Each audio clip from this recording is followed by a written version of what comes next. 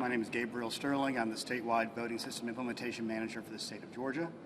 Here to give you an election update as we get closer to finding who will win Georgia's 16 electoral votes for President of the United States. As of right now, we have, 108 counties have certified their results.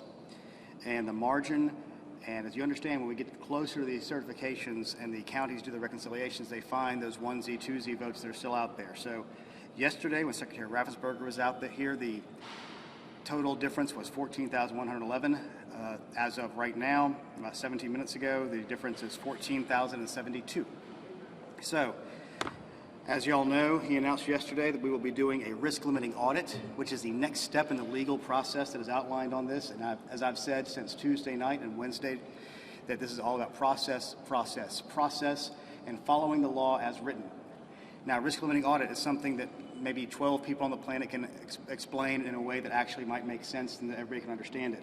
It's one of those scientific things where you can use math to get to a confidence level that the outcome of the election is correct as measured through the system that is built out to get the votes in. In this particular case, the decision was made to do the presidential election. The press, and many times, has mischaracterized the rationale behind this as caving to Trump and their campaign. There's nothing to be further from the truth. Because even before the Trump campaign was talking about the possibility of a recount or do some recanvassing, we knew that there was a specific purpose for an audit in the law. And that specific purpose was to instill confidence in the outcome of that election. If we had chosen to do what would have been an easier risk-limiting audit, in this case, there was only one in the state that could have been easier, and that was the general primary for the United States Senate.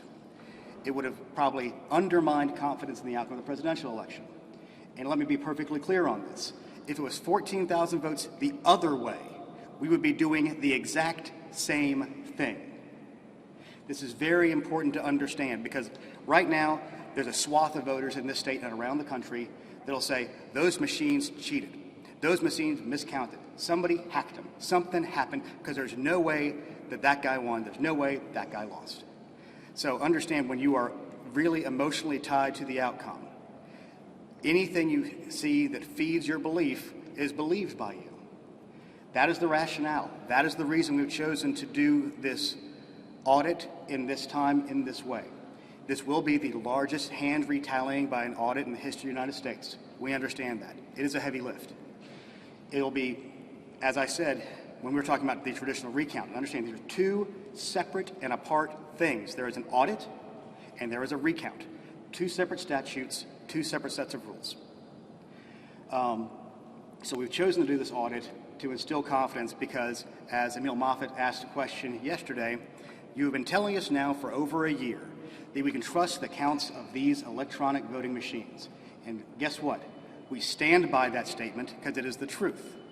We anticipate this audit will bear that out. And yes, is there a risk involved with doing this? Of course there is. As I've said very plainly and very clearly, human beings are the most flawed part of this process.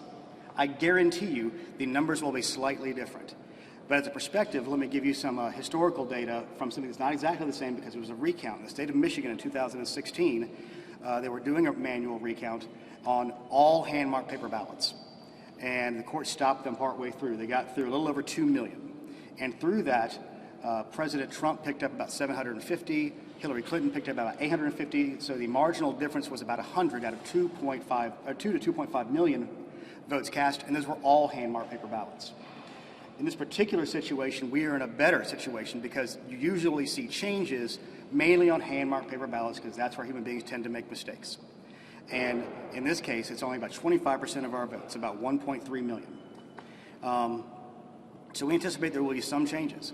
This will also be a logistical issue for especially our large counties.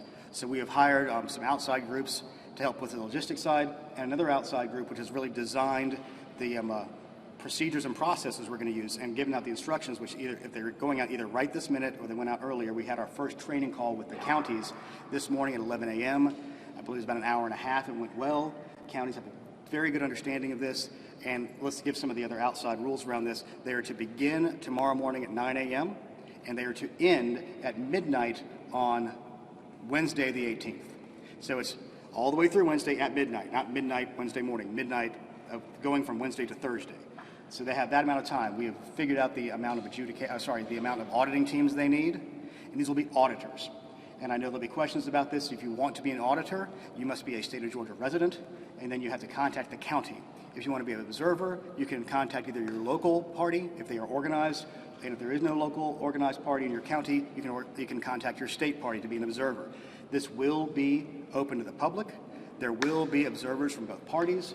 And one other key distinction, as the audit teams are going through the ballots and making their stacks, and they're going to do the thing where they do their stacks, and if there is a ballot they're looking at and they cannot discern the voter's intent, it will be handed to an adjudication team that will be made up of both Republicans and Democrats to make the decision as to what that voter's intent was. So that there will be a re-adjudication of those ballots. Now, we do not anticipate a high number of those because there were not a lot statewide, and the vast majority of the ones on the hand-marked paper ballots that needed to be adjudicated, mainly for overvotes, was in the United States Senate contest. In the United States President's contest, there were very few where there seemed to be any issues. Either people knew who they were voting for or they didn't. Now, a few other things to talk about numbers, and this goes back towards the misinformation, disinformation situation we see both in Georgia and across the country. There are about 24,000 people who just chose to skip the presidential race. That is not surprising. In fact, it's a very low percent, lower than we anticipated. People are talking about a differential between Biden-only votes or Trump votes, and then the difference between the Senate. If you go county by county, you see different differentials. As in Fulton County, as one example, there were, I believe, 9,000 more voters for Senator Perdue than there were for the president. So all these things will even out over the states. If you look individually, there's nothing that's very odd or ambiguous about that. Another thing that we've heard about before is there's 132,000 voters on the rolls or from the national change of address. Federal law prohibits any mass list maintenance during an election year. So guess what? We know they're there. NCOA says that they're there, and there's nothing we can do because of federal law.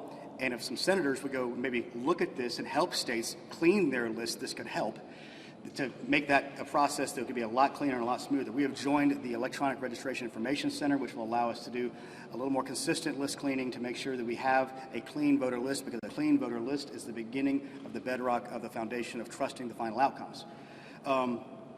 I know that there's many other bits of misinformation out there talking about flipping votes and changing votes, and I'll say this again, the hammer and scorecard that I was quoting when I talked about this before, Chris Krebs, who is the director of the Cybersecurity and Infrastructure Security Agency under Homeland Security, hammer and scorecard, this is him talking, not Gabe talking, is nonsense and a hoax.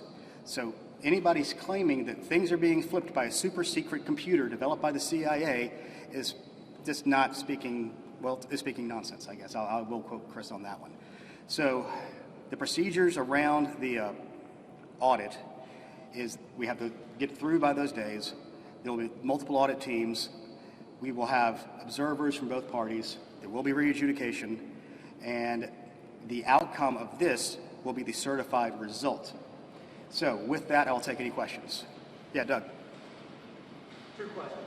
Are you going to, in your audit, distinguish between votes cast by the machines and votes cast absentee? Will you actually keep separate records?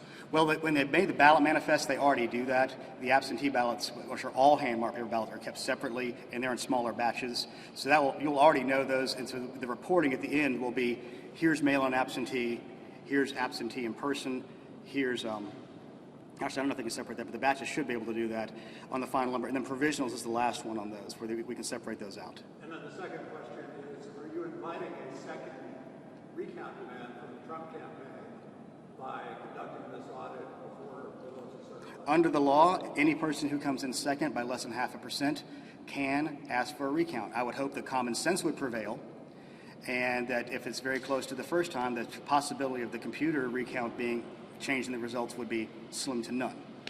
Yeah, Mark. One concern I hear all the time is that I know there's a midnight Wednesday deadline for this to get done. The concern is, everybody wants this count to be done accurately and on time before the certification deadlines. How confident are you that our county and state election officials will be able to get it done in a timely manner?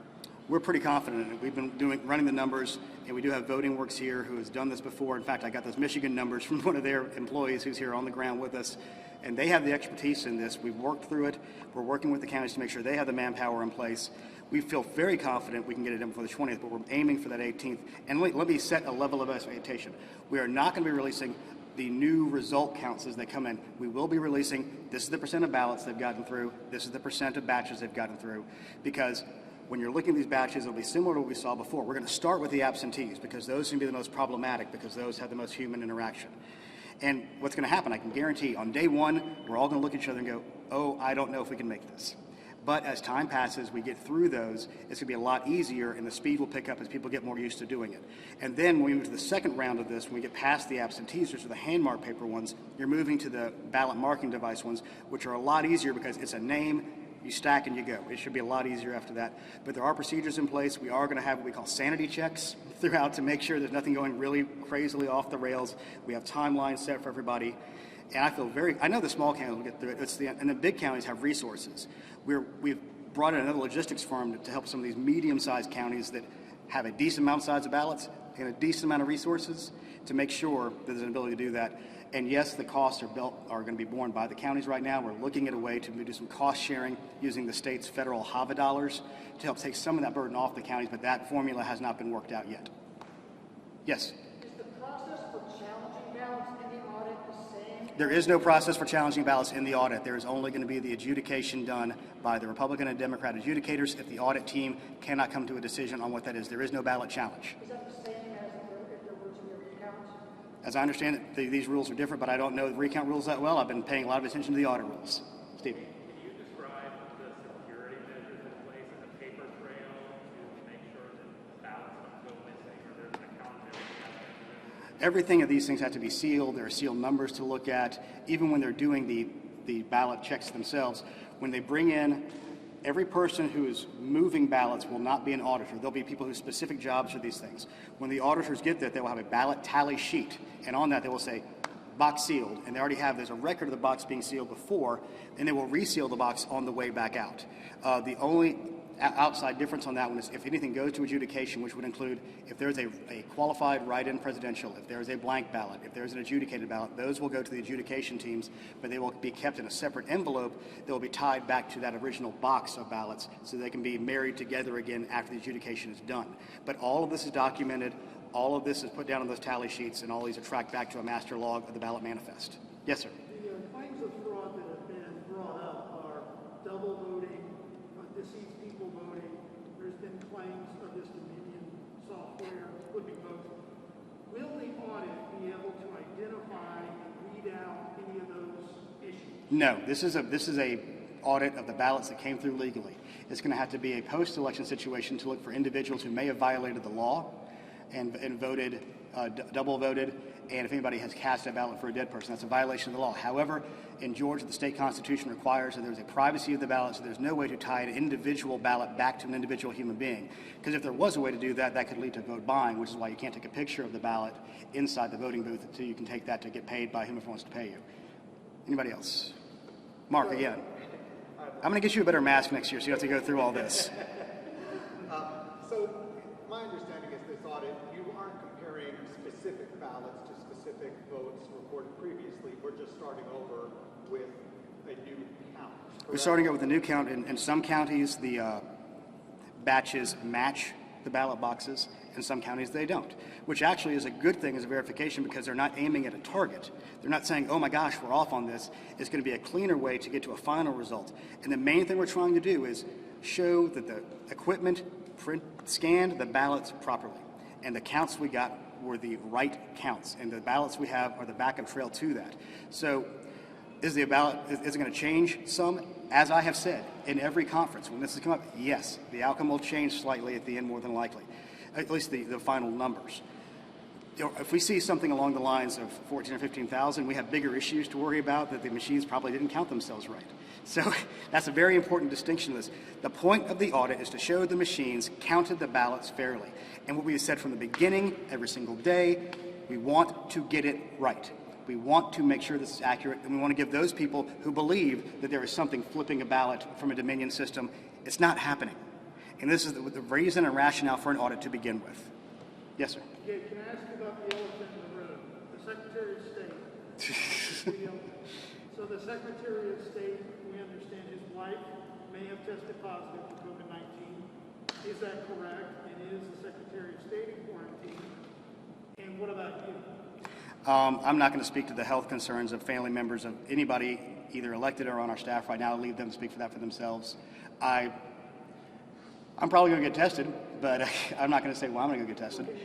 It's not my place to confirm at this conference. I'm talking about the voting election.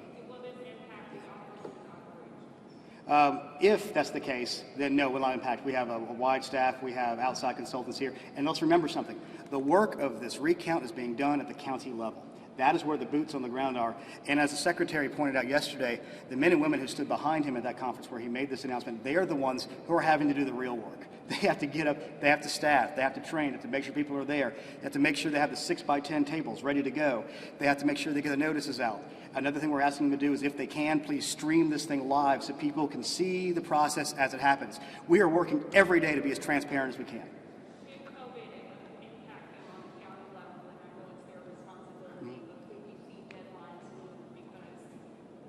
My hope and prayer is we cannot move deadlines. We have a federal drop-dead certification deadline, and we have potential backup plans in place to make sure that the ballots for January 5th go out for the UACOB of military and overseas on time on Saturday the 21st. I'll get Doug this one. Will the folks who are auditing the votes coming out of the Dominion machines be able to not only eyeball the bubbles on one side, but also rescan the QR codes? There's no need to rescan QR codes because you're looking at the name. The word Donald Trump is there. The word Joe Biden is there. The word Joe Jorgensen is there. That is what they are stacking. They're not looking at bubbles or anything on that on the ballot marking device created ballots. To test the validity of the QR code? Well, the whole point is if you count it out and it comes out about the same, that kind of speaks for itself. That's the whole point of the audit. Yeah, Mark. Just going back to yesterday and starting this full statewide audit, to accomplish that, did you set the risk limit to 0? And if so, why? There's two ways to do this. If you go back and listen to the individual, what's a good word to say, academics who discovered this, because it's math. You discover math, you don't invent math. They basically said, if you get to a point where you're pulling 10 to 15% of the ballots, you need to go ahead and move to a full hand retally. They have said that on the record as late as last week. You can check with Monica Childers from Voting Works, who knows about these things much more specifically than I do. We could have set it at 0. Would have gotten it. I mean, to give some perspective. If you set it at 10%, we would have had to pull nearly 1.5 million ballots. If you set it at 5%, you'd had to pull 2.5 million ballots. It is just functionally and logistically easier to go, I'm going to do every single batch thing, pull number 17 from batch 37 and do that all around the county and try to keep up with all those things. This is functionally an easier thing to do, even though it may not sound like it. It is a lot easier to do. If we want to, we can set it to 0 and it will absolutely get us there. But the realities of the way risk limiting audit works is, and even the discoverers of the science behind this said, if you get past 10 or 15%, you may as well do the whole thing, which is kind of what we're looking at here. And it was part of the discussions we had pre anything from the Trump campaign. And as I said at the beginning of this conference, we would have chosen to do this had Biden been the one who was behind by 14,000 votes, because let me guarantee you, of all the people who are yelling right now about these machines and these margins being close that are supporting Donald Trump, if the situation was reversed, the same thing would be happening on the other side. I think we've all seen that over the last few years, that social media puts us into our own bubbles where facts sometimes get a little diluted because we want to believe and see the outcome we want, because it's very important, because to many people, and even to me to a degree, this is the fate of the Republic in their minds. They've been told it's the most important election of your lives, because we heard that every year since I've been alive, but it always seems to be ratcheting up that way.